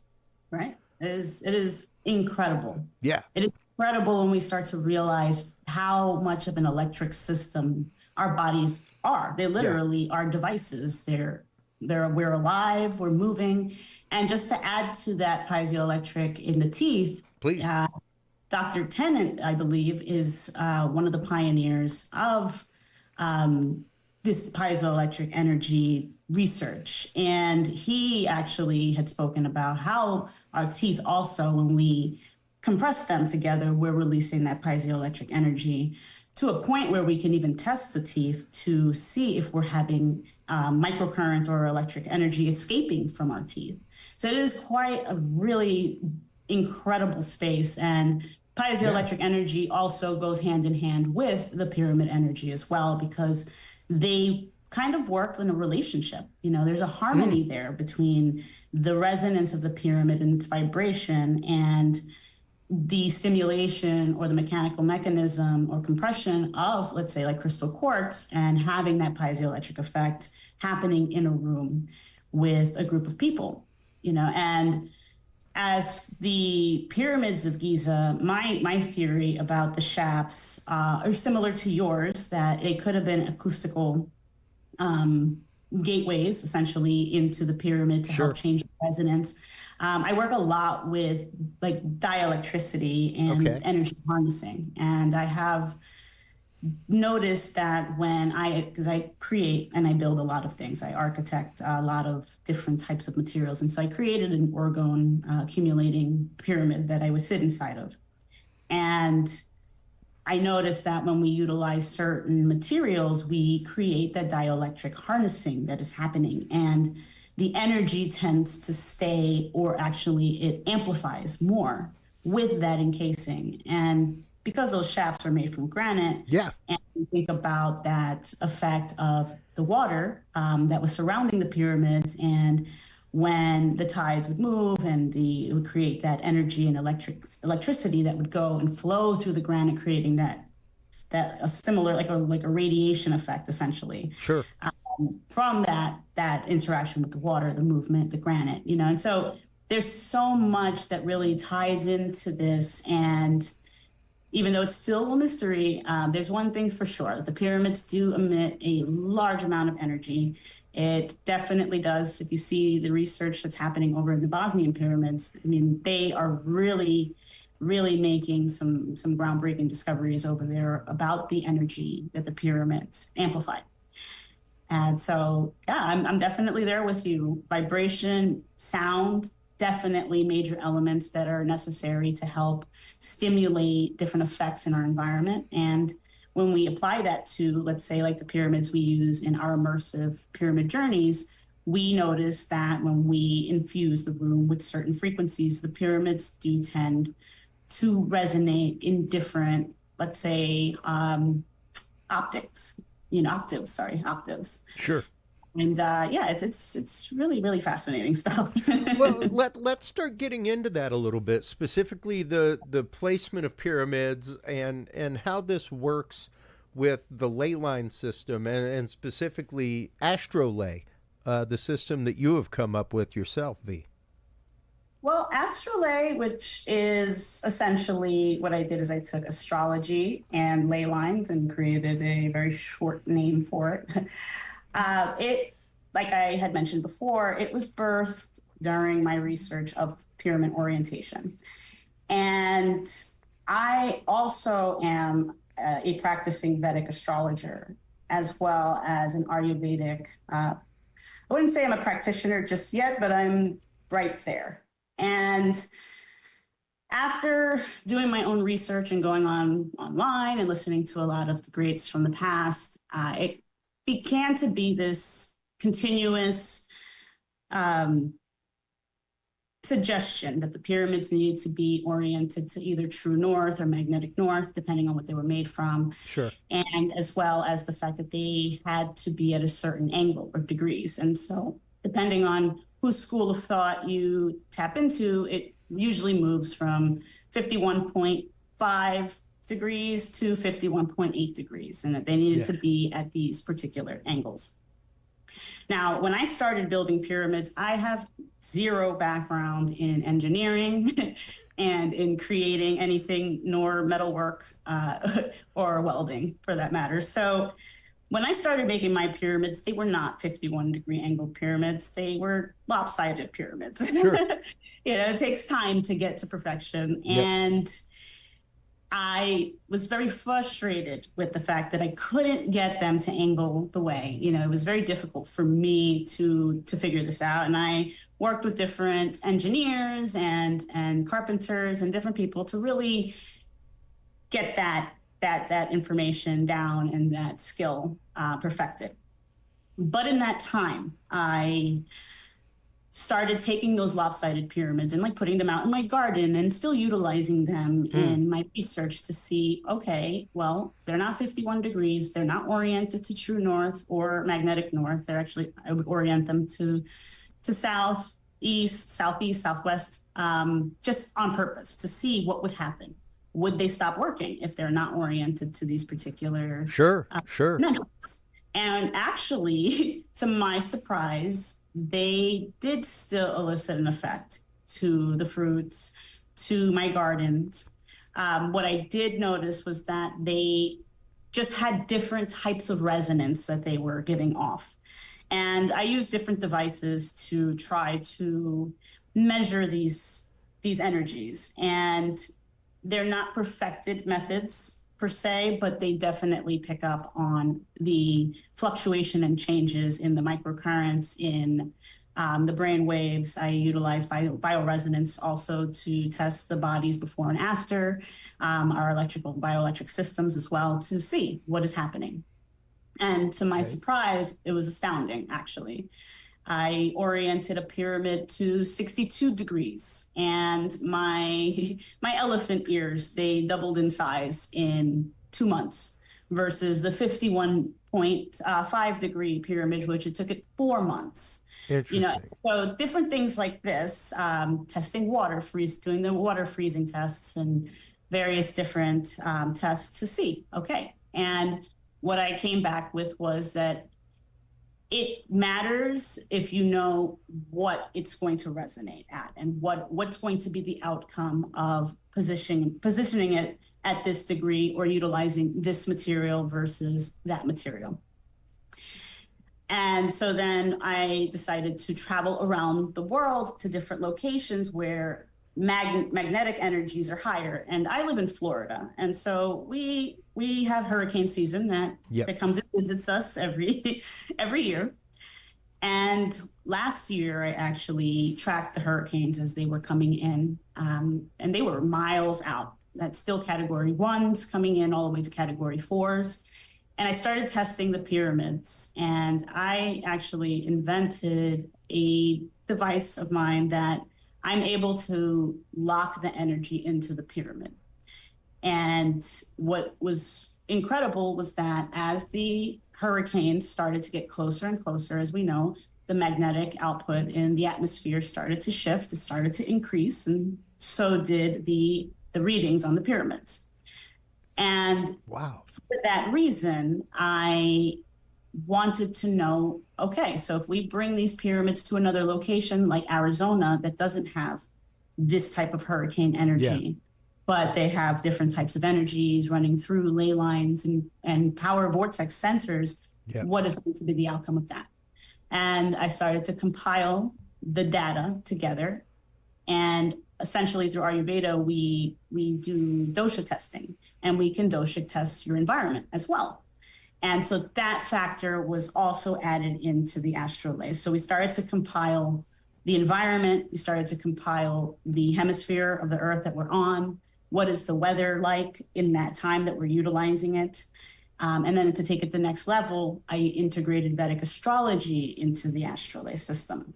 And that really became breaking because, as we all know, we have a relationship with the stars, with the cosmos. And, you know, when there's a certain transit that's coming by, like Mercury retrograde, electronics start to go out of whack. You know, communication tends to get a little bit, affected, and people are running for the hills, when that particular transit's coming around. And so what that goes to show is that these astrological movements really do have a strong hand in what's going on in our daily lives. And as we know, the ancient builders of pyramids definitely were fully aware of these astrological transits. They aligned the pyramids and megalithic sites to orient to certain astrological movements or the solstice, the solstices. And so because of that, I started to incorporate a full body, full environmental, and including ley-lined system, which I call AstroLey. And it's in beta 3 now. And so what we're doing is trying to make it really easy to just plug in an address and get your latitude and longitude placements and see what ley lines are moving through here. It's putting in the certain environmental situations that are happening. Is it snowing? Is it dry? Is it humid? And what's around us? Are we surrounded by mountains? Are we surrounded by water? Are we on a big piece of limestone in the middle of the ocean in Florida? So all of these factors really, really affect what we're doing when we put pyramids into a space, because the pyramids alone are the resonating amplifiers. Well, and a lot of people, Vee, do not understand the way in which their environment like that actively affects their daily life and just their general frequency and vibration. One of the things that we stand behind on this show is targeted individuals, people who claim to be targeted by extreme radio weapons, things like that. Because of my involvement in the community, I have been asked by numerous people to come out to their properties with my 6G scanning equipment, ELF scanning equipment, things like that, to help alleviate family members and their concerns, things like that. They're like, okay, well, if you're somebody who will approach this scientifically, and one of the things that oddly brings people a lot of satisfaction come the end of things, whether we get radio frequencies or not, is the first thing I break out is things like a radon detector, things like a tri-field meter, but even before that, I'm bringing out my my radiation detectors and things like that to see if maybe you're living on a fault line. You know, like I live here in Austin, Texas. We have nothing but limestone all around us. And yeah, water running through limestone itself will create an electric current. Like you add copper pipes to the ground past that, you can get all kinds of really wild radio signals running through your house just by the water running through the limestone that has copper attached to it. You know, and it's really fascinating to think about that and just the way that affects us, much less how that affects the way one of these pyramids works in a specific location. Yes, that is absolutely correct. And it is for those reasons that it's important to understand the environment in which you live in. A lot of people disregard electromagnetic interference and pollution. Yeah. And they don't realize the inundation of technology and how it really does affect your biofield system. It is something that, because you can't see it and it's a hidden threat, a lot of people just say, well, you know, maybe that's pseudoscience or it's non-ionizing, so I'm okay. Yeah, and they don't realize that these low emitting EMFs are really affecting our bodies in such a significant way. I mean, I do also go to people's homes as well to help see how we can clean up that electromagnetic interference and how to become more conscious about how we're sleeping. What are we keeping near our bodies, you know, when we're in that regeneration phase, when we're sleeping, or restoration phase. And one of the biggest things, even though Wi-Fi and cell phones and Bluetooths are definitely like on the top of the list, there's also those LED lights, you know, and when you do the slow motion camera and you see the strobe effect coming off of these LEDs, it's incredible, you know. And so to think that the brain is constantly picking up on these flickering or these pinging Wi-Fi and then adding in the limestone and the water and the copper pipes and all of that into it. I mean, we have a recipe for interesting. Especially as somebody that does binaural beat work, the whole reason I got into binaural beats and things like that to begin with was subliminal psychology. I started studying subliminal and abnormal psychology in college for a while, and it fascinated me. Just the simple experiments that were done with flashing light and things like that, and the idea that we don't have laws in this country to prevent people from experimenting on the public, but we do have laws that prevent you from popping a single frame into a video for advertising. We know subliminal advertising works. We know that 30 FPS, that 30 hertz signal taps directly into our brain. That is the same frequency between 24 and 30 frames per second that our eyes see at, that we process things at. And when you start thinking about the idea of, like, I'm a kid of the 80s, I was born in 75, the idiot box, as it was called. Yes, it stupefies you. You literally fall into a state of hypnosis after a while. And I hate to sound conspiratorial because my audience knows I'm not really conspiratorial of mind. However, when you just start doing simple frequency math of 30 hertz television is what we had with the old boob tube, the physical tube. We got into LED TVs. Now we're talking 60 frames per second. That means your brain falls into that state twice as fast, folks. That means you are susceptible to any message on the TV like, hey, go check out this medication. You're susceptible to that message twice as fast. It doesn't have to become subliminal anymore when your brain drops into that frequency. And when you're talking Ultra HD, 4K and above, 120 hertz, 4 times as fast, you drop into that stupefied state. So, like, you're living it, whether you like it or not. It's literally right there on your phone. It's there waiting for you. It's doing it to you, whether you intend it to or not, whether you're watching programmatic advertising or not. You're dropping into that susceptible state. Absolutely. And the prime example of that was a study that we talk about regularly on the show, done by the National Institute of Health, the effects of negative news cycles on the brain. That came out right after COVID, when we were all locked up, looking at a screen like that all day long with that kind of information on it. It does something to your mind. Literally, it weakens your mind. You know, so you have to fight twice as hard to be positive suddenly. You know, things like that. It's very subtle things, but it really does change a lot, V. It does. It does. And that's something that, like, I personally, with my phone, for instance, I have to try to be very conscious of when I touch my phone, how long I'm touching it for, because it's very easy to find yourself kind of dropping into that. It's an interesting way, because it by design, obviously, but it's captivating the mind to stay into like this zombified type of state. Yes, you can't break free until you realize, wow, how long has it been? Even the one of the shows I talk about regularly in reference to this is a show called Halt and Catch Fire. It was all about the Silicon Revolution here in Texas, the Silicon Prairie, back in the late 80s, early 90s, things like that, the rise of Dell and the internet and all kinds of stuff that happened right here.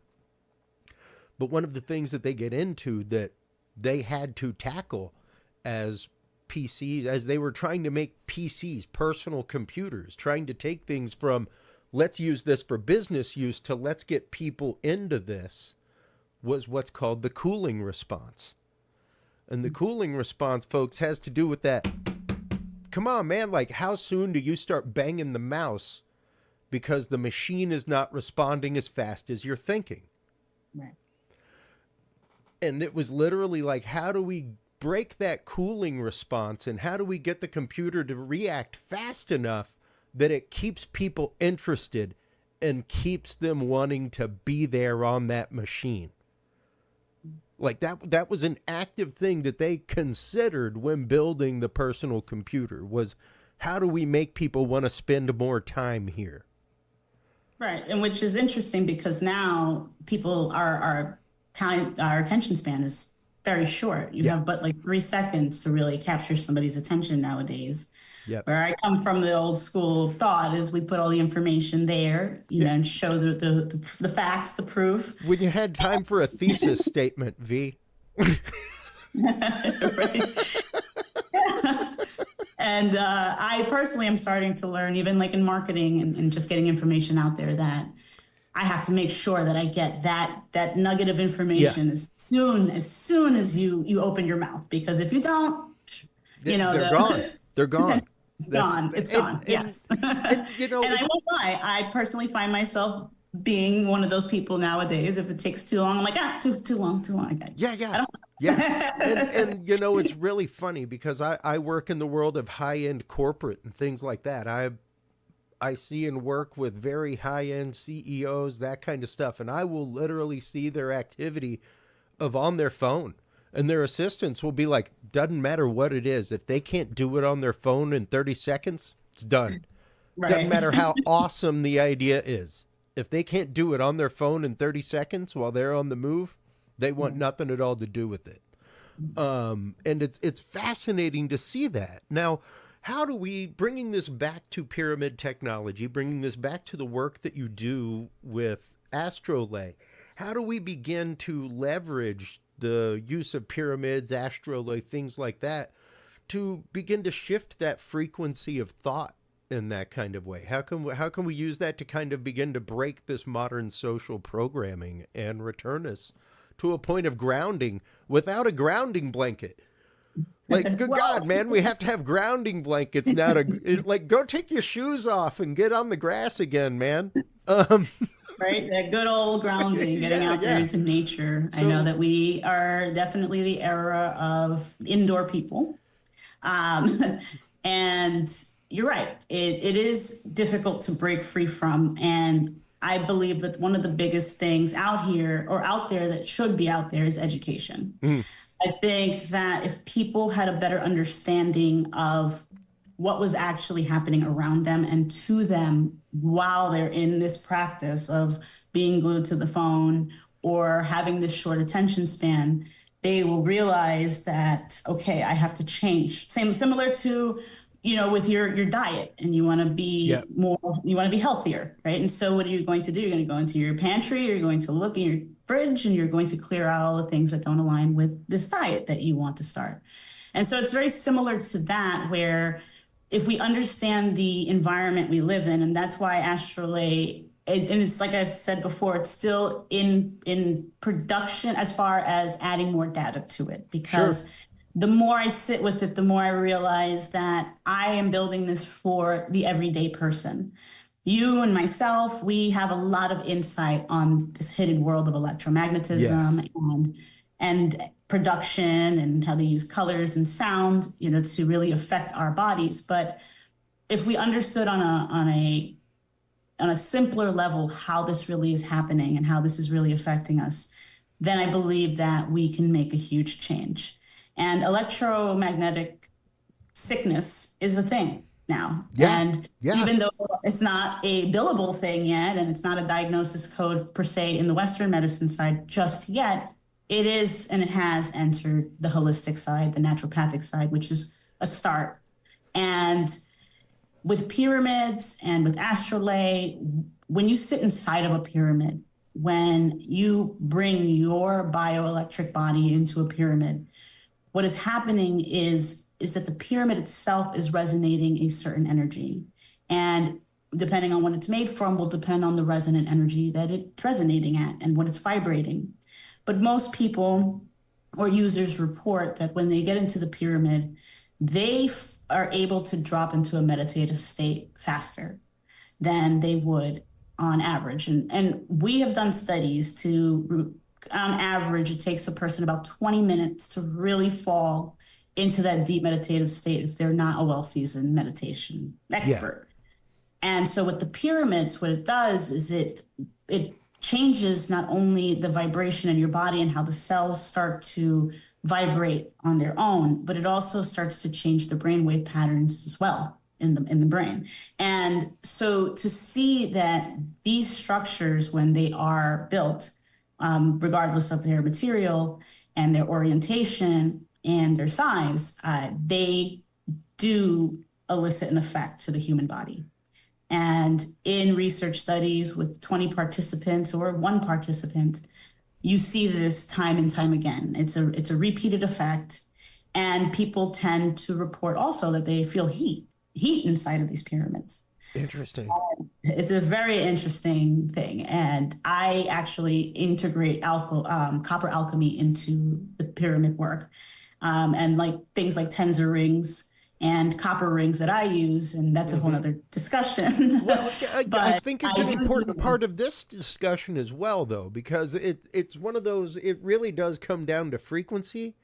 And copper is a strange metal, man. The properties even of verdigris, the green material, the green patina that builds up on copper, like that in and of itself is antimicrobial, things like that. So again, the idea that water running through a copper tube will generate a piezoelectric effect, like that, it in and of itself will carry a small electric current. Like that's a lot of the reason why home pipes have gone to PVC, is because, you go to wash your hand with hot water and you may actively get electrically shocked instead, because the copper pipe is now inducting from the electrical outlet nearby, things like that. So it's interesting when you start getting into the vibrational properties, the fact that copper isn't magnetic, but it's dipolar magnetic. So if you take a magnet and drop it down a copper tube, it will actively fall slower than gravity allows it. Just weird things like that. It's a strange metal, and one of the memory metals that will remember its last position. Yes, absolutely. And I'm so happy that you brought that up, because it's exactly why copper is one of my favorite. It's my favorite to work with. It's quite fascinating. And when you do add the magnets to copper, and like in things such as like electroculture, for instance, we see that effect taking place immediately, because it creates this container of energy by itself, just sticking a copper pole into the ground, and all of a sudden we have a generating field that's happening. And then we can actually close that field in with other components of copper and kind of moving it around on the ground. And that's just, it's a phenomenal metal really to use. And in the work with the magnets, we restructure or reignite, let's say, instead of restructure, reignite cellular effects with the magnets.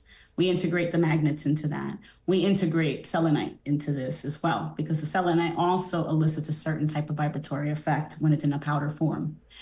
And just the combination of that incredible metal with that patina, because I loved patina copper. Yeah. For me, I feel is absolutely at its highest potential when it has patinaed. And what I can also tell you is that the patina, because I do bring the pyramids like to the beach as well and to different areas. And so when we have that patina coming from ocean water versus just, let's say, the rain and oxidation from outside in the rain, you really feel a strong change in the resonance of these pyramids. And you can see it through microcurrent testing as well. Well, let's get into that for a second. Let's explore that, because it's always a question. I mean, as a collector of things, stuff like that, you don't want to clean things that you find. You don't want to clean vintage silver, stuff like that. Like the patina helps you age it, that kind of stuff. But there's also, like you're saying, and like I was just saying, there are potential benefits to the patina itself, especially with copper. How often, whenever you have a copper pyramid or any instrument that you're using as copper for grounding, things like that, how often should you clean it? Should you clean it? Things like that. Because, I mean, of course, I've got my crystal friends that are around me all the time. They occasionally get a nice cold water bath, some nice cold water running under them, a nice full moon, something like that, just to kind of cleanse them a little bit. Because, hey, I try to stay good energy, but sometimes I'm holding it because I got some bad juju going on. So how do you go about cleaning the copper? How do you go about treating it? And do you need to physically clean it in any kind of way aside from spiritually cleansing it, so to speak? Oh, this is actually one of the topics that I'm going to be discussing at the Global Pyramid Conference in September at the Golden Pyramid House. So thank you for asking me this question.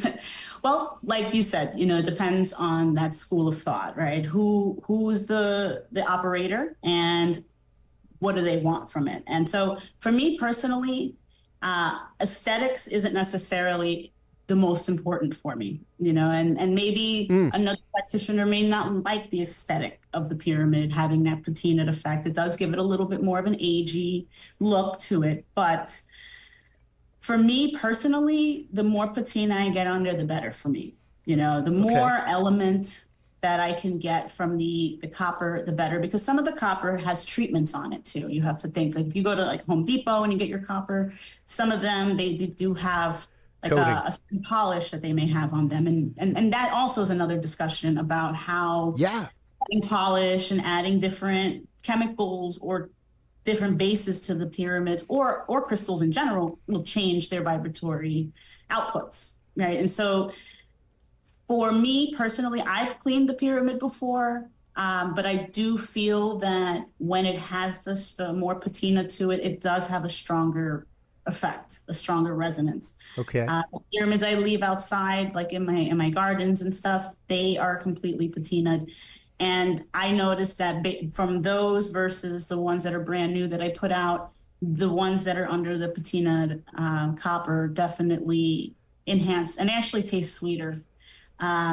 Interesting. fruits, for instance, I notice that they have a sweeter taste to them. And I do add magnets and stuff to different pots and different things to kind of see like what's going to happen to elicit different effects. Sure. Although magnets will also help with that. I do, like I've said, it does, the patina tends to hold a stronger type of energy. And I think because it's a natural process of the metal changing, and so that component and that output, I think it helps strengthen the metal. I think it helps strengthen the energy. And also, I think it also helps hold in the electricity and the atmospheric energy that we're pulling in with the pyramids. I was going to say it's almost the fact of the patina is also an artifact of the use and intent. And the intent of while being used in that environment. So yeah, it's picking up the charge of that intent, everything else, the charge of your want of change, all that kind of stuff. So yeah, you get rid of the patina that has been created through that process, even through being in the environment of that process. You're kind of getting rid of part of the intent that the pyramid has put back into the work that you've asked it to. Yes, I totally agree with that. Absolutely. So the pyramids definitely are, they can be owner operated, right? And so it's your intent, like as a pyramid builder, I put certain intentions into the pyramids as I'm making them, infuse them with frequencies. I give them a nice selenite wash. Like I do add extra properties to it prior to putting like bioenergized sand into it. And so, yeah, I totally agree with that. And I do believe that with that intention that you are putting into that pyramid, every time you sit in it, it is resonating at a specific frequency. Then also we have to take into account astrological transits and movements and eclipses and all of these other things, because that's also going to change what's going to happen as we sit inside the pyramids. Sure. Like we do immersive pyramid experiences where each participant sits under their own pyramids. And I base it on astrological components. So I tend to pull the chart of each person that's coming into my environment, because I want to know, okay, what is happening in the sky for these people, because each one of us has a bioelectric field. Sure. And depending on what you believe, whether it's 6 feet out, 3 feet out, we're all interacting with one another. And that energy is going to play on our biofield energy. And the pyramids as amplifiers and resonators are going to amplify and resonate this energy as well. Yeah. And so for me, it's important to understand like who my audience is. And if somebody's having a difficult transit, let's say it's not the most optimal time for them, then we want to help balance them out instead of placing them in a pyramid and maybe cosmically amplifying certain things that may be happening. Because another thing that the pyramids do is its effect on manifestation. I've spent hours under pyramids trying to do manifestation techniques, trying to see, all right, does the law of the universe apply when I'm sitting inside a pyramid?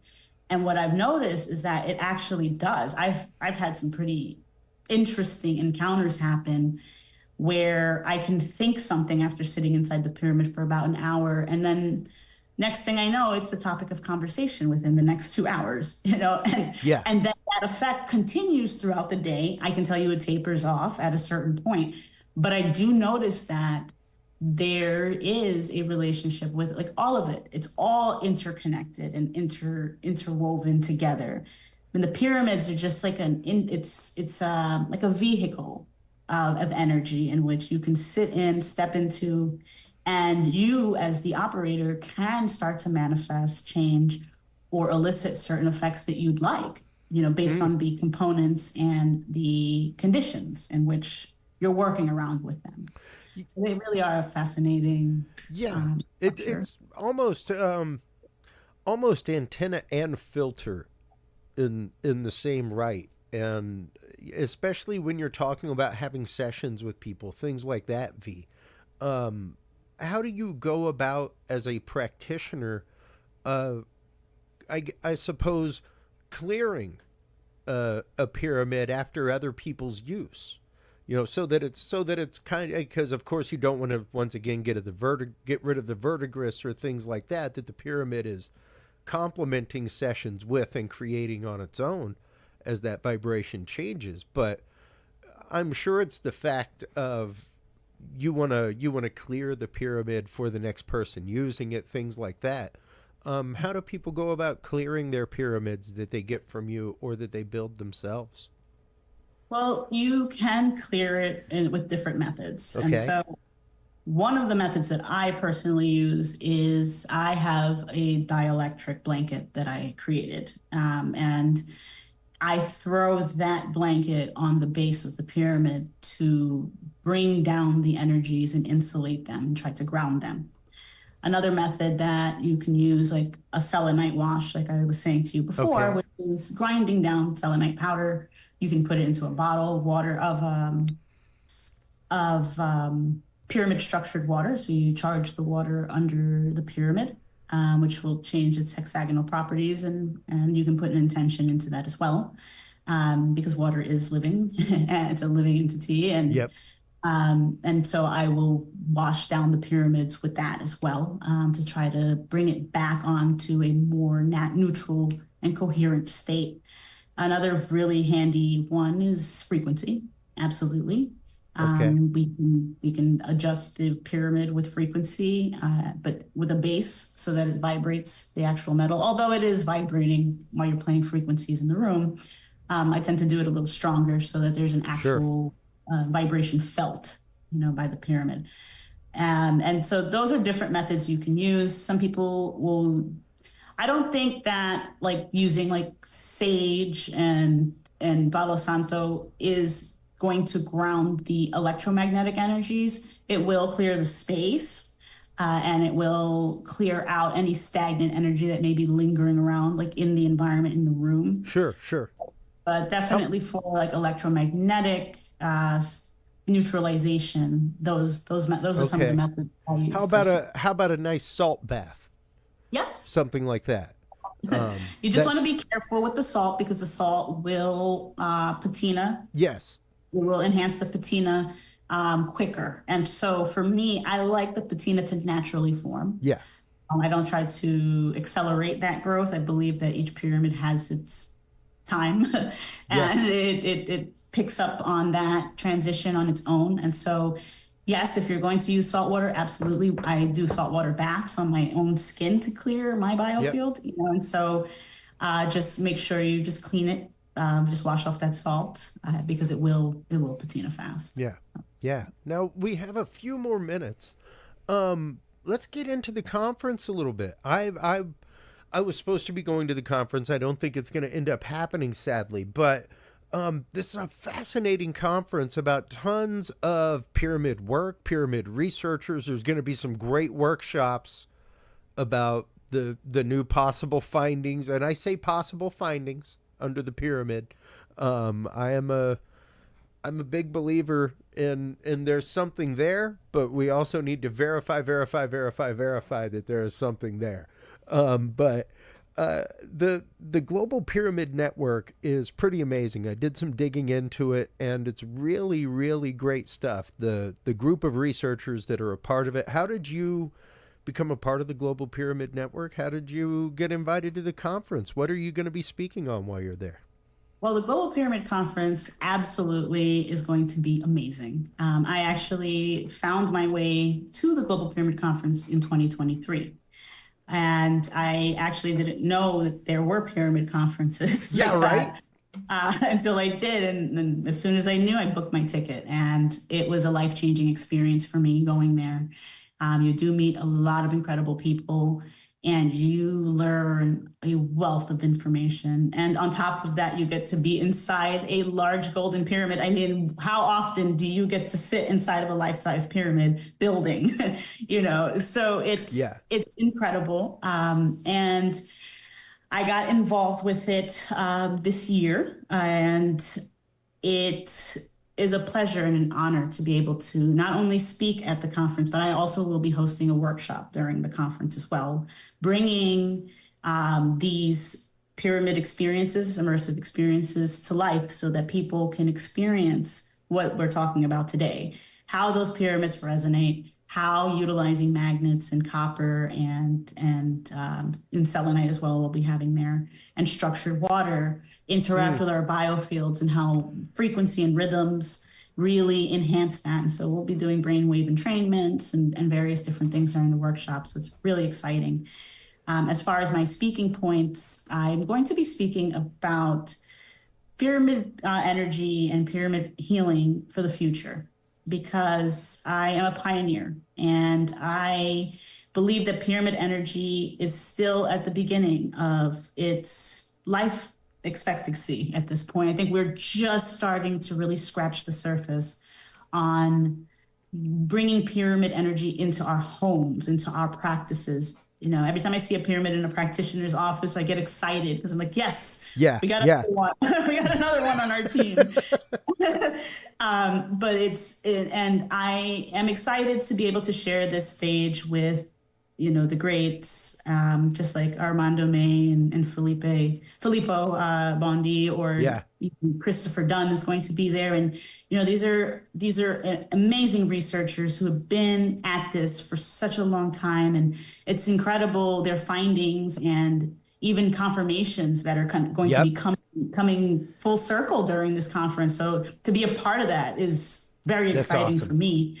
But also their work just goes to, it helps me because it goes to show that whether they are power plants, whether they are acoustical amplifiers, they are resonating energy. And if they resonate energy in Egypt or in Bosnia, they'll resonate energy here. And so with AstroLey, we will be able to create that resonance. We'll be able to have those conditions in which we can place that pyramid in your living room, and it's going to amplify that energy and take away that guesswork. And some lucky people or participants will be able to experience AstroLey live at the conference. So I am excited to bring that, because at this point we are on a beta program, so it's not public. We work with locations, we work with retreat centers and builders and practitioners who are ready to move in that direction already. They have their space and they want to understand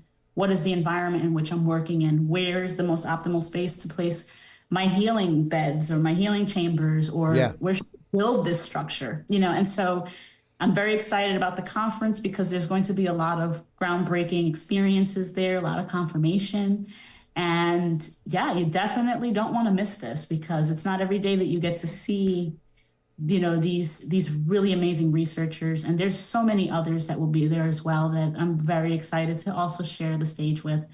And it's going to be a wonderful time. And absolutely, I'm really looking forward to it. Well, I'm excited for you guys. I have definitely got to make it out to that next year because it sounds absolutely awesome. And thank you so much for your time tonight talking about this. Once again, pyramids and pyramid healing, things like that have been on my radar. They are one of the things that truly sent me down the rabbit hole of parapsychology and that kind of stuff, where it was like this fascinated me for a long time, once again, and still does. So thank you very much for your time tonight, Vee. Before we let you go, one last time, let everybody know where they can go to find out more about VibraSoul, where they can go to find out more about AstroLey and everything. Yes, no, absolutely. It's definitely been a pleasure to speak with you today and to talk pyramids. It's one of my favorite topics, definitely, to talk about. And if you are interested in immersive pyramid experiences, or you want to learn about it, you can go to VibraSoul.org, or you can go to thealchemistologist.com, which will lead you both to the same space. And there you can learn more about AstroLey. If you are interested in having your property or your facility mapped out and to understand the energies that run through there, you can go to the AstroLey button there and send me an email, and I would love to work with you. So thank you once again, Chris. I really do appreciate you having me on. Absolutely. Thank you so much for your time. Hold the line real quick while we close things out with the audience. While you are online, checking out everything from VibraSoul.org. Everybody, make sure to stop on by the website for the Global Pyramid Network. GlobalPyramidNetwork.com is their website. That is where you can click the button right there on the home page and get your tickets to the Global Pyramid Network Conference this year. It's literally coming right up. It's going to be amazing. While you are online checking all that out, make sure to stop on by Curious Realm. CuriousRealm.com is where you can like, follow, subscribe. That is where you can find all of our coverage from live events. You can also find your links there to CuriousResearch.org. That's where you can report your experiences. That's where you can find out more about our field observation and encounter log, as well as our remote viewing session journal. You can also go to the Experiencer support page. We have written protocols there for an all-new anonymous group therapy for normal experiencers. So if you're an experiencer of the paranormal, if you have been having problems processing your experience, want to start up a local group that is non-judgmental, non-religious based, things like that, stop on by curiousresearch.org/support and get your Awakening Together protocols, everybody. It is there for download. You can read what the program's all about. You can start your local groups for paranormal experience support. Thank you so much for your time, as always, everybody. It is your open hearts, your open minds that make the difference. Without that open heart, without that open mind, the conversation doesn't happen. Without the conversation, humanity does not march forward. So remember, take care of yourselves, take care of each other, and stay curious. We'll talk to you soon. Bye-bye. Thank you for tuning into this episode of The Curious Realm. Stay tuned for more guests, forbidden topics, and hidden truths. Follow us on social media by searching Curious Realm. To download the official Curious Realm app and view the Knowledge Vault, or become a sponsor of Curious Realm, visit our website at curiousrealm.com. Curious Realm is available on your favorite podcast and video services, curiousrealm.com, as well as KGRA Radio, APR TV, and the official Curious Realm app for Roku devices. Curious Realm is a proud member of the Ground Zero Media family of podcasts.